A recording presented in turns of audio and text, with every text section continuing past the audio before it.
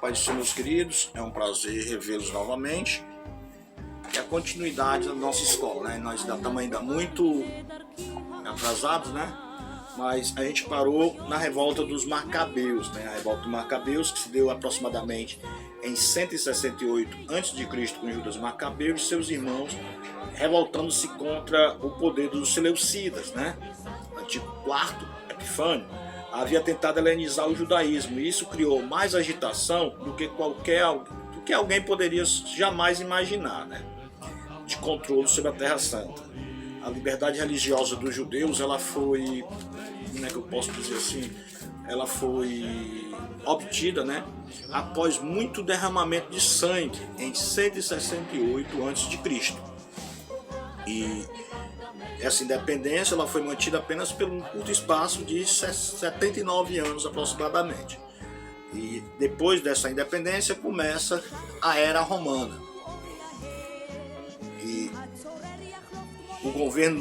sob o governo dos Macabeus, as coisas se desintegraram-se de forma perigosa na Judéia. O fato é que os Macabeus haviam perdido a visão dos propósitos originais da revolução e os romanos intervieram para impor a sua ordem. E o general romano Pompeu, ele ocupou a Palestina em 63 a.C. e essa se tornou um protetorado romano. Então, em 63 a.C. já era um protetorado romano. Aí vem o Herodes, né? Herodes é tido como vice-rei, né, para governar a Judéia. Então, Herodes era um rei vassalo nativo, responsável diante do Senado romano pela sua administração, e foi uma época que nasceu nosso Senhor e Salvador Jesus Cristo. E foi por causa da sua ameaça que Maria e José tiveram que se refugiar no Egito. Herodes reinou sobre a Judéia de 37 a.C. a 4 depois de Cristo. Então, a destruição de Jerusalém se deu no ano 70 depois de Cristo, né? Depois do ano 70, ou no ano 70 da nossa era, do ano 70, se deu a destruição de Jerusalém. Olha só o que diz o texto. Apesar de respeitar as leis e costumes judaicos, Roma governava a Palestina através de procuradores ou governadores, né? Mas os judeus não aceitavam um governo estrangeiro, e isso gerou muitos problemas para o imperador e para os próprios judeus. O ressentimento que havia nos judeus por serem governados por estrangeiros fez com que a revolta que ocultava no coração de cada judeu acabasse inevitavelmente vindo à tona. Os zelotes desempenharam um papel proeminente nisso. Finalmente, foi necessário que os romanos fizessem uma intervenção militar, a fim de controlar a rebelião, sob as ordens de Tito, que mais tarde veio a tornar-se imperador de Roma. As legiões romanas invadiram Jerusalém e executaram milhares de judeus, e arrasaram até o nível do chão o magnífico templo de Herodes. Herodes construiu esse templo, né, durante esses 40 anos do seu reinado, e esse templo foi totalmente, quer dizer, o templo já existia, né, mas alguns dizem que ele reformou, né, outros dizem não, que ele construiu mesmo, que o outro templo era muito humilde, e ele ampliou muito mais o templo antigo que havia. Por isso que chamam-se Templo de Herodes. Mais tarde, os rebeldes judeus, eles conseguiram recuperar-se da grande destruição feita pelos romanos, e a rebelião ferveu de novo, né? Dessa vez, o imperador romano, Adriano, precisou pôr fim definitivo à questão. Isso ocorreu em 132 depois de Cristo. Então, ele começou a esvaziar a Palestina de judeus, dando início à grande dispersão, que se estendeu de 135 a 1920 depois de Cristo. Quase 18 séculos. A Jerusalém foi dada o nome pagão de Hélia Capitolina e tornou-se uma colônia romana. Aos judeus foi proibido de se aproximarem da cidade, exceto em suas peregrinações. Os centros judaicos de erudição e cultura foram transferidos para lugares como a Galiléia, a Babilônia e colônia norte-africana de Carium e a Península Ibérica, né? Então, os centros judaicos que existiam ali na Palestina foram transferidos, né? Então, o próprio nome de Israel ou Judéia foi banido do mapa romano. Em lugar colocaram um povo que já não existia nem mais ali, que era o povo palestino. Por isso que da hoje se chama Palestina, né? Adriano, ele ficou com tanto ódio dos judeus que até o nome do lugar ele mudou para não haver mais lembrança dos judeus. E no lugar do templo, ele erigiu um templo ao seu Deus, ao seu ídolo, né, de romano. E a cidade de Jerusalém, ele mudou o nome para Hélia Capitolina. E daí, os centros judaicos, os centros de aprendizado, tudo que era de cultura judaica foi transferido para a Babilônia, Galiléia, Península Ibérica e norte da África. Foi então que começou a dispersão dos judeus. Então, queridos, geografia física da Palestina. A Bíblia ela existe para nos contar a história da revelação de Deus aos homens, em vários períodos. E o povo de Deus escolheu, e o povo que Deus veio a escolher para desempenhar esse papel foi a nação de Israel. Deus não escolheu uma grande nação, altamente civilizada, para expressar sua vontade ao mundo, mas um povo pequeno e sem valor. O lugar que Deus escolheu para colocar esse povo também não foi um lugar grande, mas grande coisa Deus fez nesse lugar, ao ponto de impressionar o mundo todo, nos legando conhecimentos extraordinários. Mas por que Deus escolheu a terra de Israel para seu povo escolhido? Canaã era terra de passagem, pequena e sem importância. Jerusalém, capital nacional, era o centro comercial de terceira categoria no mundo, mas que na época já continha algumas grandes cidades. Mas o fato de Israel ser mais corredor de passagem no lugar de fixação fez dele lugar ideal para a difusão da ideia das revelações novas. Estava localizado entre dois grandes centros culturais do mundo, o Egito e a Mesopotâmia. Era território pelo qual passava muita gente seguindo as rotas comerciais. Esta terra oferecia ainda ambiente apropriado para aprender lições sobre Deus. Deus criador e providente, né? A terra dependia de Deus, que mandava as chuvas de importância vital e mantinha distante os gafanhotos e a fome.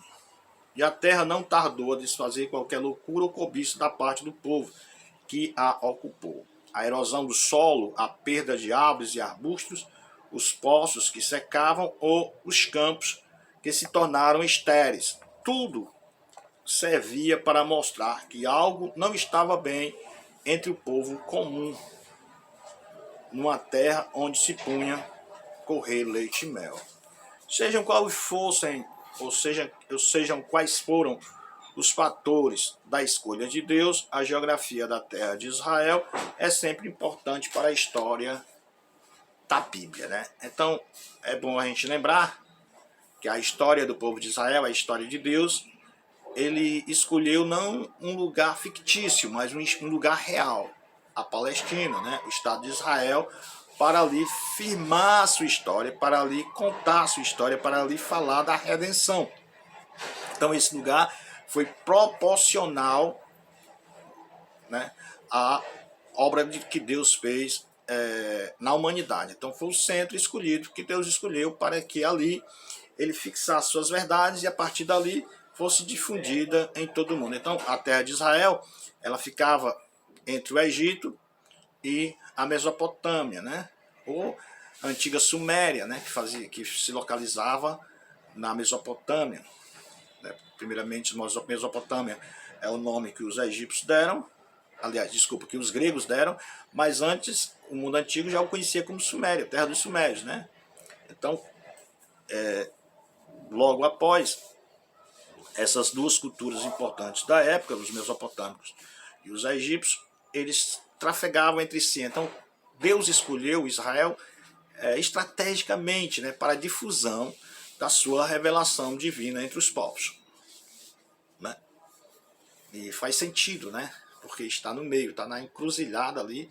E tanto os egípcios que iam para a Mesopotâmia tinham que passar por Israel, como os que vinham da Mesopotâmia para o Egito também tinham que passar por Israel. Então era um entreposto, vamos dizer assim, cultural, né, da época. Mesmo que não tivesse grandes riquezas, mas era um centro de manifestações culturais. E se a gente for falar no geral, a estrutura da Terra, né, a maior parte da história da Bíblia, ela desenvolve-se em áreas muito pequenas, situada na extremidade oriental do mar Mediterrâneo, nos estreitos territórios costeiros que se estendem entre o mar e os vastos territórios arábicos. Os dois mundos, o do mar e o do deserto, são separados pelo fértil crescente. Como já vimos, este é o nome dado a um cinturão de territórios bem irrigados, né? Que se estende desde o Egito ao sul, com sua civilização baseada nas inundações do Nilo, passando por uma área de chuvas naturais nas costas mediterrâneas orientais, até a terra fértil e rica da água da Mesopotâmia, com seus dois grandes rios, os dois grandes rios da Mesopotâmia, o Tigre e o Eufrates. Este semicírculo constitui área de atração no Oriente Médio e sempre despertou o interesse dos povos do deserto, do sul e das montanhas do norte. Por isso, foi tantas vezes invadido, devastado e tantas inúmeras vezes trocou de mãos no curso da história. O povo hebreu nunca chegou até o mar, deixando aos fenícios. Por outro lado, o deserto nunca está muito longe da história bíblica. Na parte meridional de Israel, chega quase a ter a costa na direção ocidental. Então, o território de Israel é um território formado praticamente dentro de um deserto, né? O povo da época, das épocas bíblicas, que gostavam do mar, eram os fenícios. Eles viajavam o mundo, né? Através do mar, através de seus navios. Já o povo judeu não, ele ficava ali no deserto mesmo, trabalhando no deserto, e o negócio deles era ali trabalhar a terra, né? Não se preocupavam muito com navegações. Mas as terras eram montanhosas, né? Então a terra prometida é muito pequena, de norte a sul, de Dan até Beceba, né? Como diz a Bíblia, ela mede menos de 230 quilômetros, né? Dan era a cidade que ficava mais ao norte e Beceba era a cidade que ficava mais ao sul, né? A extremidade do Mar Morto, ela dista apenas 80 quilômetros, né, da costa, né, embora esteja a 400 metros abaixo do nível do mar. Então o Mar Morto está a 400 metros abaixo do nível do mar, né? Então a região assemelha-se a um telhado de uma casa. E a partir do Mediterrâneo, eleva-se gradativamente até atingir cerca de 1000 metros acima do nível do mar, para depois precipitar-se rapidamente até o fundo da Grande Depressão do Vale do Jordão. Ali a superfície terrestre representa uma fenda profunda que se estende ininterruptamente para o sul até a África Ocidental, né? A leste do Jordão e do norte da Galileia. Ele está falando aqui o seguinte, que o Rio Jordão, o Mar Morto, ele fica a 400 metros do nível do mar. É como se fosse um telhado, né? Aí aqueles 400 metros é o Mar Morto, abaixo do nível do mar. Só que ele vai subindo rumo ao norte e vai se estendendo, né, no vale, né, na terra de Israel, até chegar a 1000 metros acima do nível do mar, né? E ali a superfície terrestre representa uma fenda profunda que se estende ininterruptamente para o sul até a África Ocidental. A leste do Jordão e ao norte da Galileia, as montanhas alcançam alturas maiores, atingidas quase 2000 metros. Em Edom, borda do deserto oriental, e mais de 3000 metros no Líbano. com o Monte Hermon, né? Ao norte. Por isso, o povo de Israel dava aos povos circundantes a impressão de ser um grupo de tribos das montanhas, né? Então, os montes mais altos vai de 2.000 metros, né? 2.000 metros em Edom até 3.000 metros no Líbano, né? O Monte Hermon, ele está falando que a altura dele é de aproximadamente 3.000 metros, né? Então, os deuses de Israel são deuses de montes. Assim diziam os funcionários do rei Sírio Ben-Hadad, no livro de Reis, capítulo 20 e 23, né? Capítulo 1 Reis, capítulo 20 e 23, os caras dizem, são deuses de monte, né? Por causa que lá tinha muito monte alto. Eles diziam, não, são deuses guerreiros, são pessoas que vivem nas serras, né? Por isso que eles vencem a gente, né? Mas na verdade não era, né? Porque o Deus era que dava vitória a Israel mesmo. O núcleo do seu reino era constituído pela cadeia de montanhas que se eleva entre o litoral e a depressão do Jordão. Aliando nestas montanhas, os hebreus tiveram condições de repelir os ataques dos filisteus que habitavam no longo da costa, mas nunca conquistaram realmente a região costeira. De vez em quando, especialmente sob o reinado de Davi, expandiram-se para o norte na direção da Síria ou para o leste, além do Jordão, onde em épocas diferentes assumiram o controle de Moabe e Edom. Mas as montanhas da Judéia foram sempre sua primeira e última base. Então, durante o reinado, principalmente do rei Davi, sempre eles chegaram a Edom, chegaram a Moabe, né, ao sul. Eles venceram filisteus, eles chegaram a invadir a Síria, né, mas nunca dominaram. Sempre a base do reino eram as montanhas da Judéia, né? As montanhas onde ficava principalmente a cidade principal, Jerusalém, né? Então, as montanhas, eles se sentiam seguros, né? Mais nas montanhas, né? E para invadirem a terra de Israel, era mais difícil para o inimigo, né? Por quê? Porque dava tempo eles se prepararem. E sem falar no observatório também, né? De cima, que eles já viam o inimigo de longe. A geologia da Terra Santa. Sob o aspecto geológico, a maior parte dos materiais de que se compõe esta terra são jovens, né? O calcário ocupa grande parte da sua superfície. Essa estrutura é importante para entender a Bíblia, onde está presente o calcário. A paisagem apresenta determinadas características.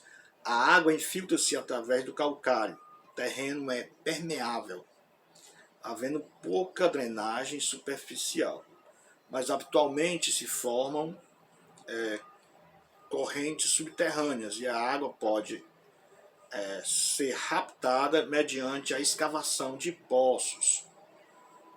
O calcário inclui muitas cavernas, enquanto que na superfície frequentemente dá origem a um solo pedregoso, em forma difícil, a agricultura permitindo-a em poucos espaços, né? Todas essas características são encontradas nas colinas da Palestina e aparecem na história bíblica. Também o clima do deserto exerce influência sobre a paisagem e suas estruturas. O deserto, independentemente do tipo de sua rocha, está geralmente coberto por uma camada de areia, sílex ou sal. Muitas zonas da parte meridional do país estão cobertas com esses depósitos estéreis. O vento e a água são as formas que modelam as rochas do deserto. A erosão eólica, muitas vezes, as transformam em formas fantásticas, né? A força da água, tanto mais arrasadora e dramática quanto mais rara, escava vales de paredes íngremes e penhascos suspensos. Repetidas inundações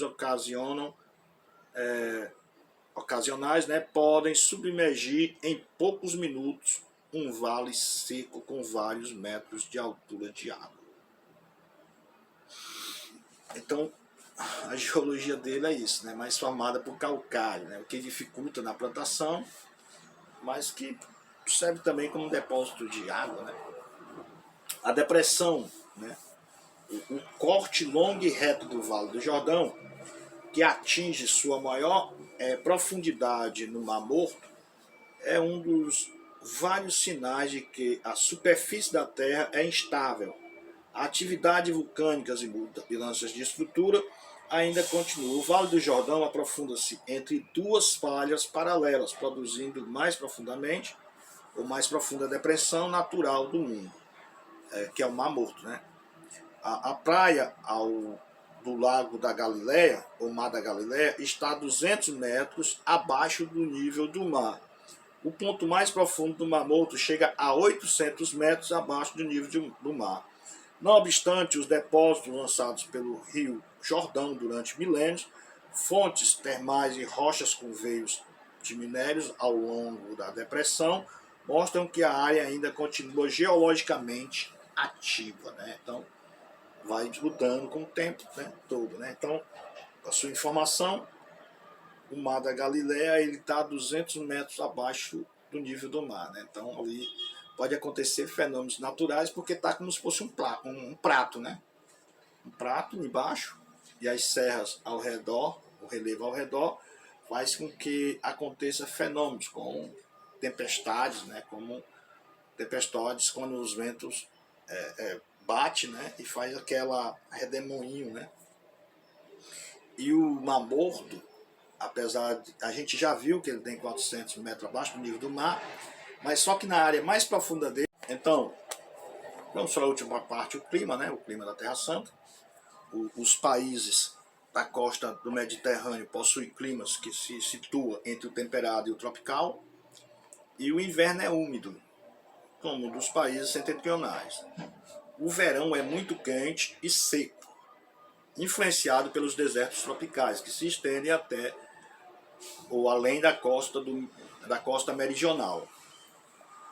Graças a este contraste de estação, a neve cobre as montanhas costeiras, mas nas planícies se cultivam frutos tropicais. O clima varia consideravelmente das diversas regiões do Oriente Médio, mas apresenta algumas características comuns. Então, a gente vai parar aqui e na próxima aula a gente continua com chuvas e orvalhos, né? Chuvas, orvalhos e chuvas de inverno. Então, Deus abençoe vocês todos e não esqueça de deixar um likezinho para nós, né? Um like, um comentário, para a gente estudar mais um pouco de geografia da Terra Santa. Pai do Senhor, que Deus vos abençoe.